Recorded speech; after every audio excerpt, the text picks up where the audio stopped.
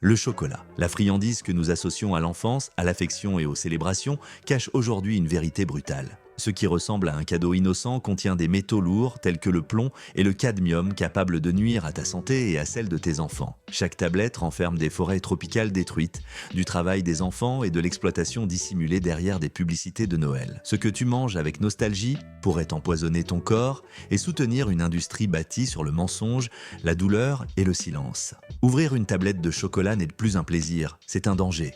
En 2023, un rapport de Consumer Reports a examiné 28 tablettes de chocolat noir achetées au hasard dans des rayons américains et a trouvé des métaux lourds dans toutes. Près de la moitié dépassaient la limite californienne pour le plomb et plus d'un tiers excédait celle du cadmium. La découverte a bouleversé les nutritionnistes, qui alertaient déjà sur la facilité avec laquelle ces contaminants pénètrent la santé des enfants, compromettant leur développement cognitif et affaiblissant leurs os.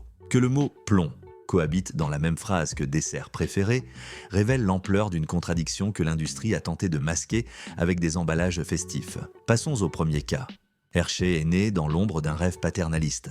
Milton S. Hershey n'a pas seulement fondé une usine, mais une ville entière où les ouvriers disposeraient de parcs, d'écoles et de tramways. Et, en échange, tissèrent le récit d'un chocolat aussi domestique qu'un pull tricoté à la main. En 1907, apparaît le légendaire Hershey's Kiss, emblème de pureté quotidienne. Un siècle plus tard, les laboratoires sceptiques découvrent, dans cette même douceur, une teneur en plomb équivalente à 67% du maximum recommandé pour les jeunes enfants selon la dose journalière de référence californienne. L'entreprise répond par des communiqués invoquant la conformité réglementaire, mais les chiffres trahissent une intimité blessée.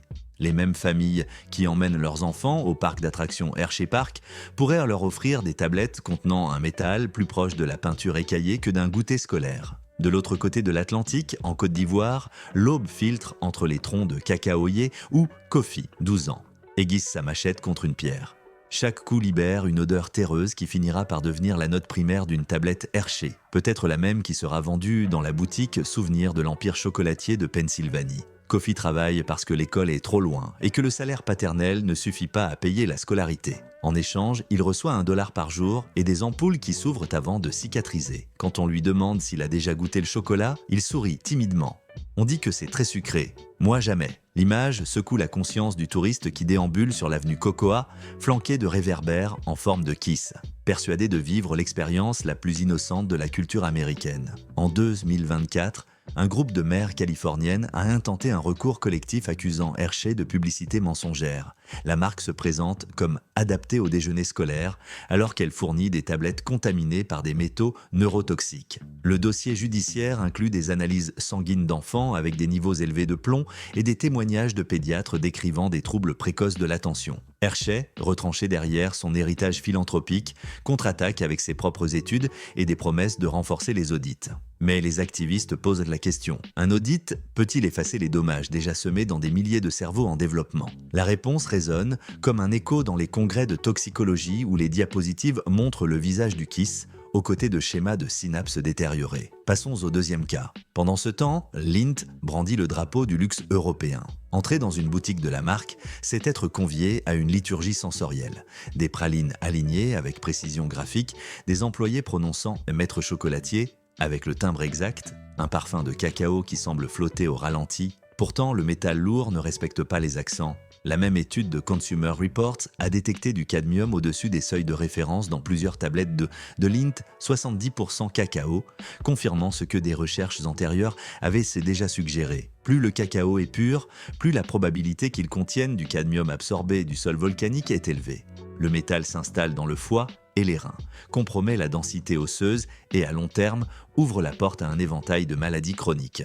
La phase chimique du problème s'accompagne d'un paysage écologique dévasté. Entre 2002 et 2023, le Ghana a perdu 13% de sa forêt humide primaire et la Côte d'Ivoire presque un tiers. Une hémorragie que Global Forest Watch attribue en partie à l'expansion du cacao. Des rapports filtrés en 2024 relient des intermédiaires de Lindt à des parcelles ouvertes dans des réserves classées où des arbres centenaires tombent pour planter des hybrides à haut rendement. Lorsque le soleil frappe les clairières, fraîchement déboisées, la température du sol grimpe, les terres se fissurent et des espèces, comme le colobe rouge, cherchent refuge dans des fragments de forêt de plus en plus réduits. Aux heures dorées de l'après-midi, monte un chant de cigales qui ne trouvent plus d'écho dans leurs bois originels. À l'intérieur de l'entreprise suisse, les stratèges de durabilité élaborent un plan zéro déforestation qui promet une traçabilité totale d'ici 2025. Le mot « total » impressionne sur le papier, mais dans la pratique, les planteurs vendent à des coopératives qui, à leur tour, mélangent les origines pour atteindre les volumes. L'empreinte d'une cabosse peut disparaître en quelques mètres. À Sefwi-Wiyasso, une vieille femme nommée Abena ouvre un vieil album photo. Elle montre son petit-fils soulevant un sac de cacao alors qu'il n'atteignait que le nombril du plan. Aujourd'hui, à 20 ans, il cherche du travail dans une scierie, parce que la parcelle familiale est épuisée et doit être reboisée. Le rêve de la récolte éternelle que les multinationales prônaient se révèle aussi fragile que la couche superficielle d'humus que le soleil équatorial évapore à chaque saison sèche. Le récit officiel de Lindt insiste sur son héritage alpin. Les publicités de Noël montrent un renne doré traversant des montagnes enneigées. Une musique de harpe accompagne un grand-père offrant une boîte rouge à sa petite-fille, promettant saveur et chaleur. Rien ne révèle que ce renne transporte sa charge de cadmium ni que chaque tablette finance indirectement la destruction de 2 hectares de forêt, où le chimpanzé de l'Ouest redéfinit son itinéraire de fourrage. Sur TikTok, de jeunes écologistes opposent les deux récits. En écran partagé, le grand-père sourit tandis qu'un bulldozer abatte un arbre centenaire. Le hashtag #SweetLease accumule des millions de vues en 3 jours. Troisième cas, Mars. Mars, pour sa part, orbite autour de la culture pop comme un satellite omniprésent. Ces M&M's ont décoré des gâteaux d'anniversaire et des bandes annonces de cinéma. Sa barre Snickers se vante d'être la solution à l'impatience et à la mauvaise humeur. Mais sous l'émail coloré et le caramel visqueux se cache la même moelle amère. En novembre 2023, des organisations de défense des droits humains ont intenté à Washington DC un recours collectif contre Mars, Mondelez et Cargill pour y avoir profité du travail forcé des enfants dans des plantations du Ghana. Le texte légal cite des noms, des âges et des blessures physiques d'enfants transportant des cabosses de cacao sous la surveillance de contremaîtres. L'entreprise réagit avec une chorégraphie connue, engagement d'1 milliard de dollars dans le cacao durable, feuille de route jusqu'en 2050, panel d'experts certifiant des progrès. Mais la chronologie de la promesse s'efface face à l'urgence de l'enfance. Un enfant qui fête ses 14 ans aujourd'hui aura quitté les champs d'ici 2050, peut-être avec le dos voûté et un passé d'exposition chronique aux pesticides. Un an après cette annonce grandiloquente, des chercheurs locaux ont constaté que les moniteurs GPS installés pour la traçabilité perdirent le signal dans les zones reculées et que de nombreux récoltants, sans réseau et sans batterie, remplissaient des formulaires à la main, cochant les cases « l'eau sûre » pour toucher des primes. La technologie censée dissiper le brouillard s'est transformée en une couche supplémentaire d'opacité. Le coût humain se reflète dans des anecdotes rarement reprises par la presse. À Bujaké, en Côte d'Ivoire, un adolescent avec une plaie infectée au tibia explique qu'il a trébuché sur une racine en portant 40 kilos de cabosse. Le contremaître l'a forcé à continuer pour ne pas y gâter donc le reste de l'équipe. Quand l'infection a progressé, la famille a fait qu'à dépenser l'équivalent d'1 mois de salaire en antibiotiques. Une somme triviale dans un pays riche peut plonger un foyer cacaoyer sous le seuil de pauvreté. Sans assurance maladie ni syndicat, le dos de cet adolescent est une piste d'atterrissage pour les bénéfices trimestriels de Mars. En parallèle, la contamination chimique suit son cours. Une autre analyse de Consumer Reports a trouvé du plomb et du cadmium dans les Dove Dark Chocolate Promise, au-dessus de la dose de référence pour adultes.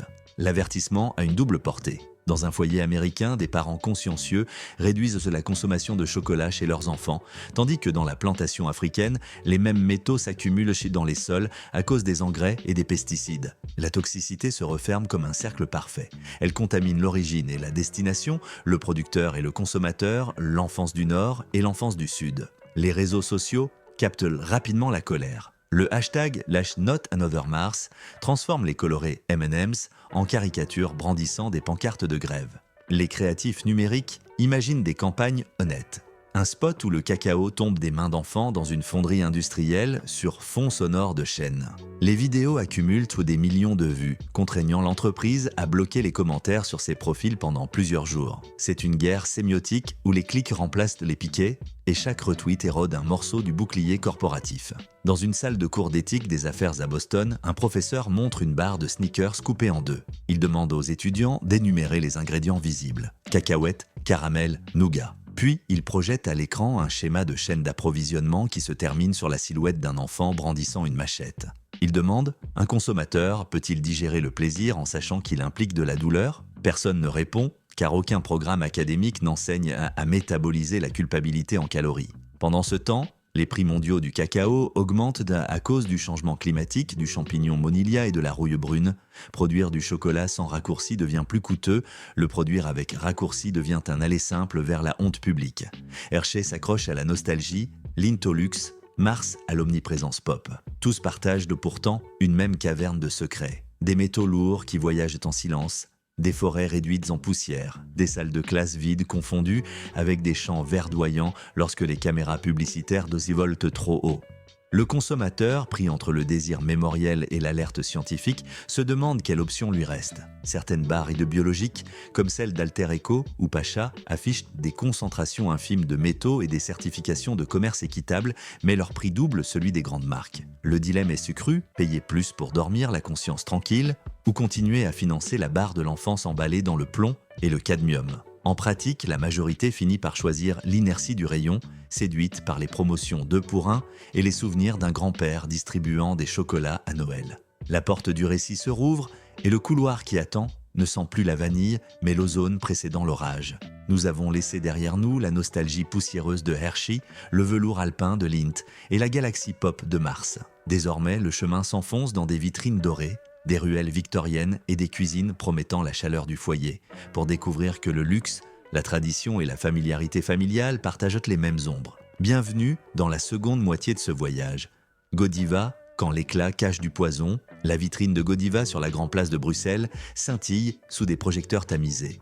Un serveur vêtu de noir ouvre lentement la boîte aux bordures dorées et expose des truffes rondes comme des planètes en orbite. Chaque chocolat promet un instant sublime. Mais en avril 2025, cette lumière s'est fissurée. Des actions collectives à New York et en Californie ont accusé la marque de vendre des tablettes contenant des niveaux de cadmium et de plomb doublant les valeurs de référence de la loi californienne sur l'eau potable. Des consommateurs qui payèrent le luxe recevèrent du poison. Un mois plus tard, des laboratoires européens confirmèrent la présence de métaux lourds dans 11 lots de truffes exportés vers le Moyen-Orient. Au cœur du Ghana, Ruben, agronome engagé par une ONG belge, mesura le sol d'une plantation fournisseur de Godiva. L'analyse révéla une concentration de cadmium si élevée que le cacao absorbait le métal comme s'il s'agissait d'un engrais. Les agriculteurs, pressés par la hausse mondiale des prix, omettent les rotations de sol et augmentent l'usage de phosphore, accélérant la contamination. Le rapport resta relégué dans un tiroir corporatif.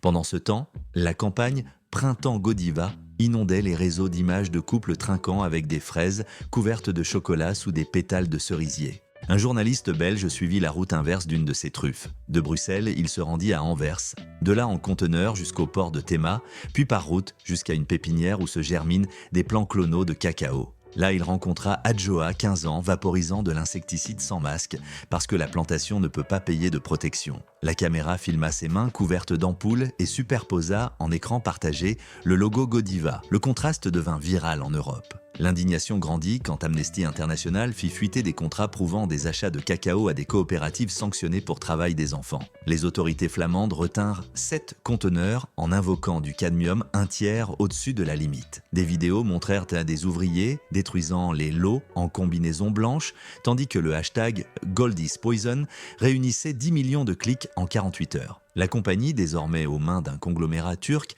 argua que la pénurie mondiale de cacao forçait les fournisseurs intermédiaires à des mélanges non déclarés. Des analystes financiers rappelèrent qu'un an plus tôt, Godiva avait vendu son activité de détail aux États-Unis pour se concentrer sur le commerce électronique de luxe. Le repli apparent était en réalité un retrait stratégique face à la tempête qui s'annonçait. Ghirardelli, la nostalgie empoisonnée, Ghirardelli Square, San Francisco. Des jets de chocolat liquide coulent en cascade derrière une vitre. Des touristes font la queue pour un carré enveloppé de papier bleu marine où l'on lit « Crafted with care » since 1852. Le message suggère un savoir-faire artisanal, des traditions transmises de génération en génération. En février 2025, l'Environmental Working Group détecta 0,88 microgrammes de cadmium par portion dans la tablette Ghirardelli 86% cacao, dépassant les limites de sécurité de l'État de Californie et frôlant le maximum européen. La débâcle de Ghirardelli résonna fortement dans la diaspora californienne. Pour beaucoup de migrants, qui offraient les célèbres petits carrés comme symbole de progrès, la nouvelle du cadmium toxique sonna comme une moquerie. Des satellites de Global Forest Watch montrèrent des taches de forêt disparues au Ghana. Chaque forage illégal coïncidait avec les coordonnées d'un fournisseur certifié. Le rapport de Bloomberg enfonça la marque dans un cycle de mèmes. Un tramway à câble transportant des sachets bleus devenait un wagon funèbre numérique. L'entreprise répondit avec la campagne From Bean to Square, QR code sur chaque emballage et promesse de blockchain. 3 influenceurs suivirent les codes. 2 menèrent à des erreurs, 404 et 1 à une coopérative fermée. Twitter se remplit de captures d'écran. Les actions de Lint & Sprungly chutèrent de 8% en une semaine. À Ghirardelli Square, un violoniste de rue remplaça son répertoire habituel par un requiem improvisé. Les touristes filmèrent le contraste, la mélodie lugubre flottant au-dessus de l'arôme inimitable du chocolat chaud. Pour enrayer l'hémorragie réputationnelle, la maison mère suisse annonça un fonds de 40 millions de dollars destiné à renouveler systèmes d'irrigation et sols dans des plantations ghanéennes. Des organisations locales exigèrent des contrats dignes et des écoles plutôt que des puits d'eau aux logos européens. Lors d'une audience publique à Sacramento, un activiste brandit une pancarte. La nostalgie ne guérit pas le cadmium. Nestlé, la familiarité trahie. Dire Nestlé, c'est évoquer des biscuits tout juste sortis du four, des tasses de lait tiède, la voix d'une grand-mère demandant si l'on veut une double portion. Peu de conglomérats ont réussi à s'incruster si profondément dans la mémoire affective de la planète. C'est pourquoi le rapport divulgué par la FDA en avril 2025 fit si mal. Toll House Dark Chocolate Chips contenait 1,05 microgramme de plomb par portion, 150% au-dessus de la dose quotidienne de référence pour les enfants. 2 poignées de pépites Beverocao pouvaient traverser la barrière hémato-encéphalique d'un enfant. Au Brésil, l'histoire de Nestlé prit des contours de réalisme cru. Des journalistes de Reuters accédèrent à une ferme au Para où des migrants travaillaient avec des contrats qui leur retenaient logement et outils, de sorte qu'ils finissaient endettés. Yulimar, vénézuélienne, rêvait de cuire des biscuits Toll House. Elle portait désormais des sacs de cacao sur son dos lacéré. Nestlé assura que ce fournisseur ne faisait plus partie de sa chaîne, mais des audits de terrain enregistrèrent des expéditions ultérieures. Le séisme réputationnel atteignit l'Europe en juin, lorsque la France retira 3 lots de Nesquik enfantin pour excès de cadmium. Des rayons vides devinrent décors de selfies indignés. Un enfant à Marseille leva un sachet devant la caméra et demanda « C'est mauvais ?» Le clip rebondit 21 millions de fois sur TikTok. Nestlé réagit avec des publicités mettant en scène des nutritionnistes souriants, mais les commentaires d'Opandela se remplirent d'émojis de tête de mort. La pression monta jusqu'au Parlement européen qui débattit d'un règlement de tolérance zéro pour les métaux lourds dans les produits destinés aux mineurs. Nestlé envoya des délégations de lobbying pour atténuer la mesure, arguant que le cacao bio certifié ne pouvait garantir des niveaux nuls de métaux d'origine géologique. La réponse fut un titre dans Le Monde. La grand-mère n'est plus digne de confiance.